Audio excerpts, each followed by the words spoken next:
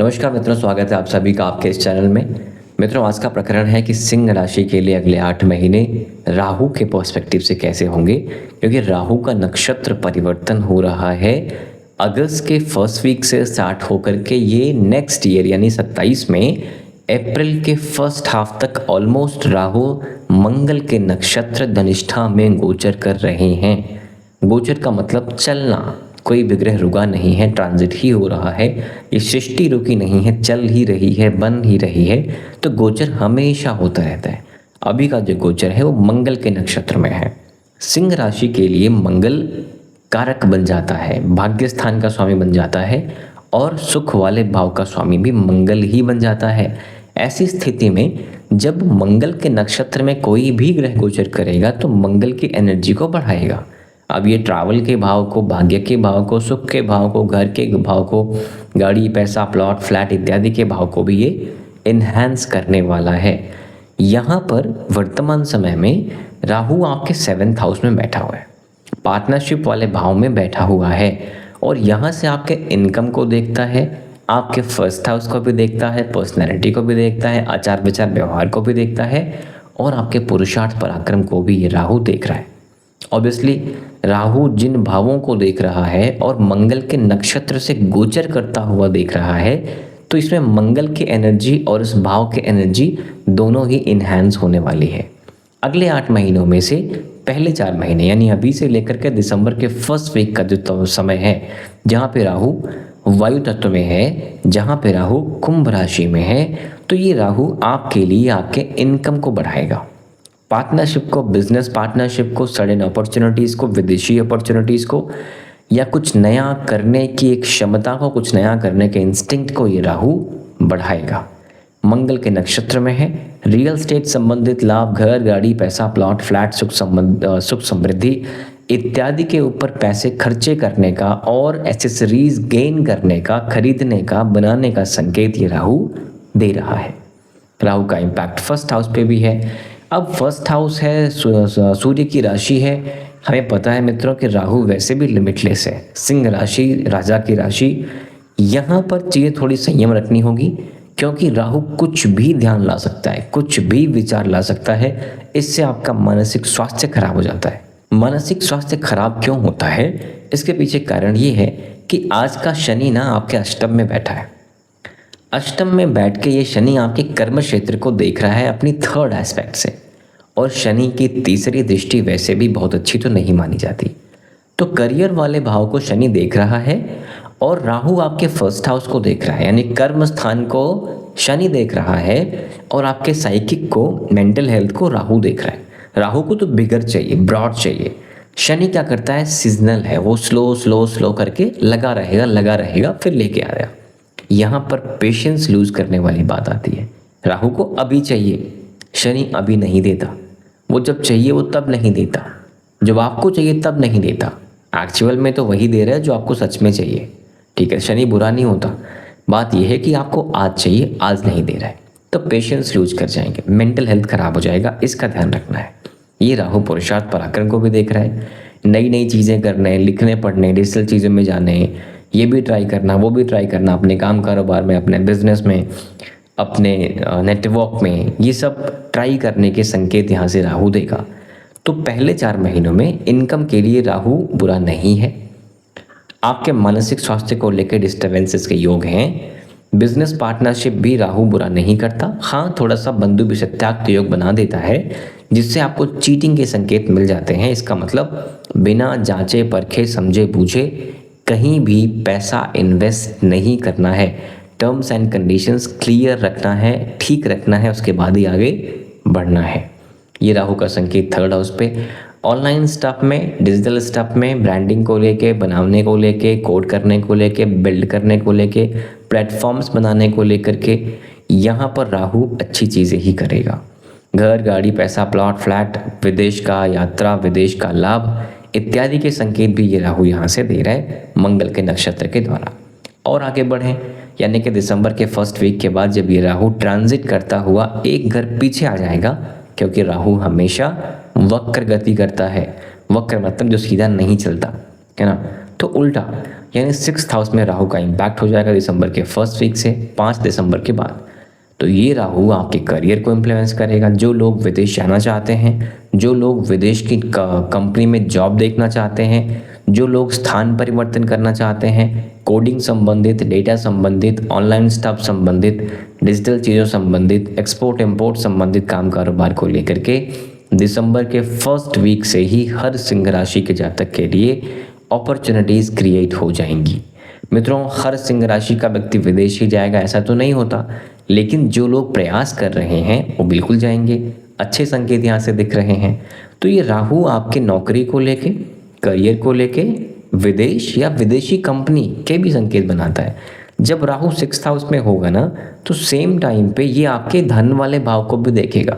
धन के लिए राहु बुरा नहीं है, धन का संबंध आपके कर्म क्षेत्र से बना रहा है, यानी बड़ी अपॉर्चुनिटीज के संकेत बना रहा है। समस्या कहीं है तो आपकी वाणी को लेकर के है, क्योंकि ये राहु आपके 2nd हाउस को जब देखेगा, आपकी वाणी वाले भाव को देखेगा, आपके डेंटल इश्यूज भी क्रिएट कर सकता है, ENT की समस्या भी क्रिएट कर सकता है, और आपके मुख से गलत भाषा निकलने का भी संकेत यहाँ से मिल जाता है।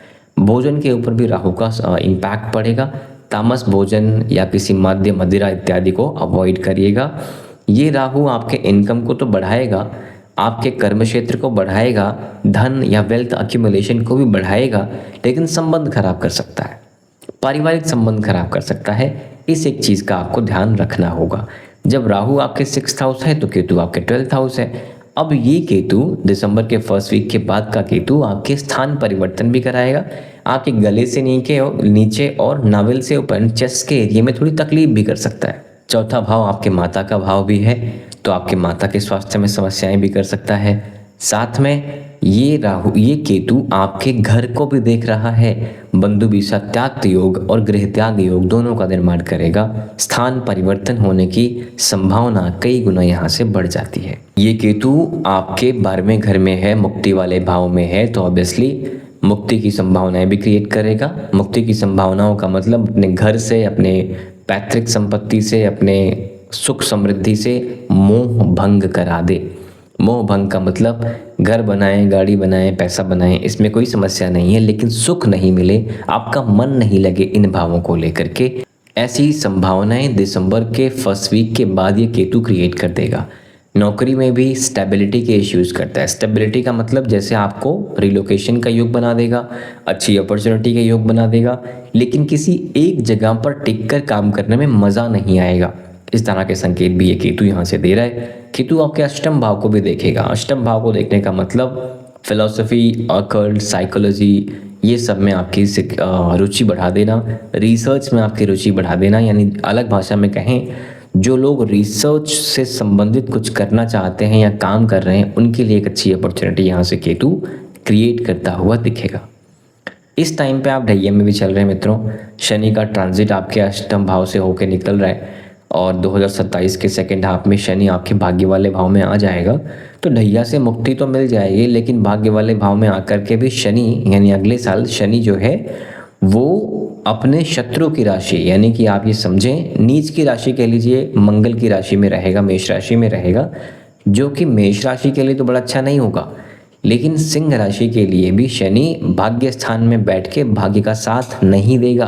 कारण शनि न्याय और कर्म का देवता है। जो लोग न्याय और कर्म दोनों करते रहेंगे, यानी किसी के साथ बुरा नहीं करेंगे और कर्म करते रहेंगे, तो उनके लिए शनि बुरा नहीं है। शनि का इम्पैक्ट आपके इनकम पे रहेगा अगले साल, तो आपके इनकम को लेके भी आपको थोड़ी सी कम ही उम्मीद रखनी है। कम उम्मीद का मतलब ये नहीं कि इनकम नहीं बढ़ेगी, इनकम बिल्कुल बढ़ेगी।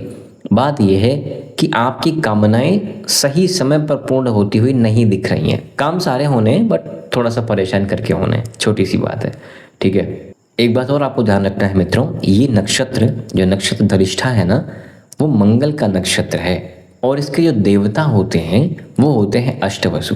जो हमारे सभी बेसिक एसेंशियल नीड्स हैं ना, ज़मीन, वायु, आकाश, एलिमेंट, ये सब ना इसके ये देवता हैं, कारक बन जाते हैं। तो आपको भी जब राहु का नक्षत्र परिवर्तन हो रहा है तो सभी बेसिक एसेंशियल नीड्स को लेकर चिंता नहीं करनी है। आचार विचार व्यवहार पर भी इनका पॉजिटिव इम्पैक्ट पड़ेगा, इस बात को मान करके चलना है। दूसरी चीज़, ये नक्षत्र नाद का कारक भी होता है। नाद मतलब ध्वनि, क्योंकि ये वाद्य यंत्र का प्रतीक बन जाता है। आपके नाम, यश, वैभव, पुरुषार्थ, पराक्रम, धन इत्यादि का कारक बन जाता है नक्षत्र धनिष्ठा। आपके इम्प्लीमेंट्स का, पब्लिक अपीयरेंसेस का, आपके बातचीत का भी एक कारक बन जाता है, जो कि एक पॉजिटिव वे में इन्हेंस करता हुआ दिखता है, आपकी कॉन्फिडेंस को बढ़ाता हुआ दिखता है। Public appearance, public dealing, public image आपकी बेहतर करती हुई दिखता है। इसलिए एक चीज़ का ध्यान रखना है कि आपको अपने बारे में बहुत ज़्यादा नाद नहीं करना, बहुत ज़्यादा नहीं बताना है। अगर आपका प्रोफेशन ही अपने बारे में बताना तो ठीक, कोई दिक्कत नहीं है। लेकिन अगर आप अपने बारे में, अपनी अपॉर्चुनिटीज़ के बारे में, अपनी समृद्धियों के बारे में, अपने गोल्स के बारे में छुपा सकते हैं लोगों से, तो छुपा लीजिएगा। ये कहीं से बुरा नहीं होगा छुपा लेना, ठीक है। एक चीज़ तो ये। दूसरी चीज़ ये है मित्रों, कुछ बहुत बेसिक उपाय भी हमें कर लेने चाहिए अगले 8 महीनों के लिए। तो अगले 8 महीनों के लिए पहली बात तो आपको, आपके लॉर्ड जो हैं भगवान सूर्य हैं, डेली आप हो सके तो आदित्य हृदय स्तोत्रम का पाठ करते रहें। अगर डेली नहीं हो सकता तो एटलीस्ट संडे ज़रूर करते रहें, और संडे को भी मॉर्निंग से लेके, यानी सूर्योदय से लेके अगले 90 मिनट के अंदर ही सूर्य की होरा में ही ये कर लेना है। नंबर 1, सूर्य देव को अर्घ्य भी दिया करें, नियमित रूप से दिया करें, इससे पॉजिटिविटी आएगी। नंबर 2, दूसरी चीज़, आपके धन वाले भाव के स्वामी बुध है, जो कि सिचुएशन ठीक कर रहे हैं, उसमें कोई समस्या नहीं दिख रही है। राहु और शनि के उपाय अगर करना चाहते हैं, जो कि बहुत आवश्यक भी रहेंगे, गणपति की आराधना करते रहें। बुधवार के दिन गणेश जी को पान के पत्ते पर लड्डू और दूर्वा, हरी वाली जो घास होती है, उसको अर्पित करते रहें। दूसरी चीज़ कि यहाँ पर शनि का दान भी करते रहना बहुत अच्छा रहेगा। इस साल ही नहीं, अगले साल को लेकर के भी, इस साल भी करें, ढैया में आप चल रहे हैं। इस साल क्या करना है, शनि का दान गरीबों को, बेजुबानों को, अनाथ लोगों को, हॉस्पिटल में जो लोग बीमारी या दवाई भी नहीं ले पा रहे हैं, इलाज नहीं करा पा रहे हैं, उनके लिए कुछ भी कर दीजिए। कोई क्वांटिटी की बात नहीं है कि 1 करोड़ करना है, 100 रुपये करना है। एक बार भगवान ने 1 दिया तो 1 करिए, भगवान ने 100 दिया तो 100 करिए। अपने बजट के हिसाब से शनिवार के दिन दोपहर के बाद खाना पीना, कपड़ा, चप्पल, जूता, पैसा, जो भी आप दे सकते हैं इन लोगों को, अनाथ लोगों को, लेबर क्लास के लोगों को, गरीबों को, गाय को, कुत्ते को, जानवरों को, अनाथ लोगों को, जो भी आप दे सकें आप देते रहिएगा, ठीक है। एक बार फिर से मैं क्रक्स बताऊं, अगले 8 महीने में, तो पहले 4 महीने में अगर देखा जाए, इनकम को लेके, करियर को लेके, अपॉर्चुनिटीज़ को लेके, पुरुषार्थ पराक्रम को लेके समस्याएं नहीं। नेक्स्ट जो 4 मंथ्स आएंगे उसमें आपके विदेश जाने को लेके, स्थान परिवर्तन को लेके, करियर को लेके, बड़ी अपॉर्चुनिटीज़ को लेकर के अच्छे संकेत दिख रहे हैं। ओवरऑल आपके डायरेक्ट वेल्थ अक्यूमुलेशन पे अभी कोई नेगेटिव इम्पैक्ट नहीं दिख रहा। आने वाले साल में भी, यानी नेक्स्ट ईयर में भी, आपके पैसे पे कोई नेगेटिव इम्पैक्ट नहीं दिख रहा है। आपके स्वास्थ्य पे समस्या है, अभी भी है, और आगे भी थोड़ा ध्यान रखना होगा, ठीक है। माता के स्वास्थ्य को भी ध्यान रखना होगा, स्थान परिवर्तन को भी ध्यान रखना होगा, व्यर्थ के पैसे खर्चे होंगे उसका भी ध्यान रखना होगा, लेकिन और कोई खास नेगेटिविटी यहाँ पर नहीं दिख रही है। So that's it for now मित्रों। आपके सपोर्ट के लिए बहुत बहुत धन्यवाद। Thank you very much. नमस्कार, जय श्री राम।